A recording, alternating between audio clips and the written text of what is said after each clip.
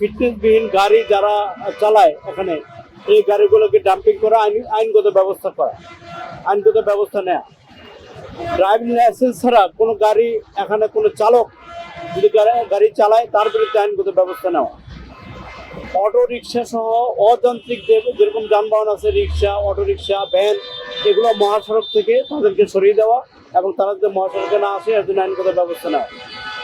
গণপরিবহন পণ্যবাহী যান মালিকদের সাথে, শ্রমিকদের সাথে আমাদের অ্যাওয়ারনেস প্রোগ্রাম শুরু হবে এবং তাদেরকে সচেতন করার জন্য আমাদের কিছু কার্যক্রম অব্যাহত থাকবে। একই সাথে যারা গার্মেন্টস শ্রমিক আছে, মালিক আছে, তাদের সাথে এবং যারা ছাত্র আছে স্কুল কলেজ উইং, তাদেরকেও ট্রাফিক বিষয়ে সচেতনতা তৈরি করার জন্য তাদের মধ্যে সেই বিষয়ে আমরা আমাদের পুলিশের মাধ্যমে আমরা সচেতনতা তাদেরকে বিভিন্ন ধরনের প্রোগ্রাম দেব এবং তাদেরকে একটু ট্রাফিক সম্পর্কে তাদেরকে ধারণা দেওয়া এবং ট্রাফিক আইন কানুন সম্পর্কে ধারণা দেওয়া, এই বিষয়গুলো আমরা করব।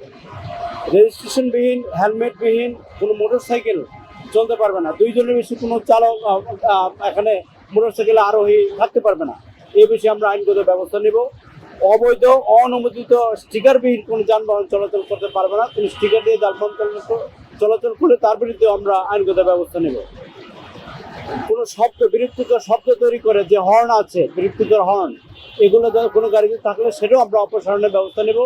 এটা হবে আমাদের ট্রাফিক সপ্তাহের ঈদের পূর্বে আমাদের এই কাজগুলো করার মূল উদ্দেশ্য ছিল, যাতে ঈদের সময় কোনো দুর্ঘটনা, যে কোনো ধরনের দুর্ঘটনা এড়ানো যায়, আরও যাতে যানজট পরিস্থিতি যাতে ভালো থাকে, মানুষ যাতে স্বচ্ছন্দে বাড়ি ফিরে যেতে পারে এবং গাজীপুরেও যাতে আমরা যাতে সুন্দরভাবে ট্রাফিক ব্যবস্থাপনা করতে সক্ষম হই, এই জন্য আমরা এই সপ্তাহ পালন করছি। হাটগুলো ভিতরে গরু লোড হবে, রাস্তায় কোনো গরু আনলোড হইতে পারবে না বা এখানে লোডিং করতে পারবে না, রাস্তায় কোনো গরুবাহী ট্রাক থাকতে পারবে না, এই ধরনের ব্যবস্থা আমরা নিই।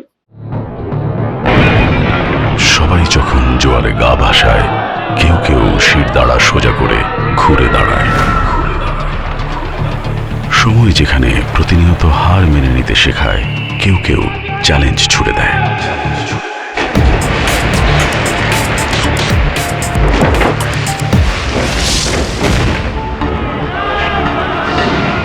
পক্ষপাতের ভিড়ে আজ থেকে কোনো পক্ষ নয়, খবর হবে নিরপেক্ষ।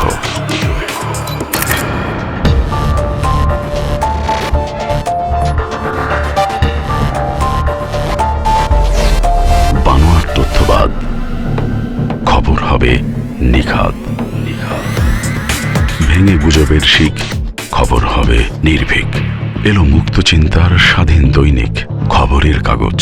এখন খবর হবে নিখাত, নির্ভীক, নিরপেক্ষ।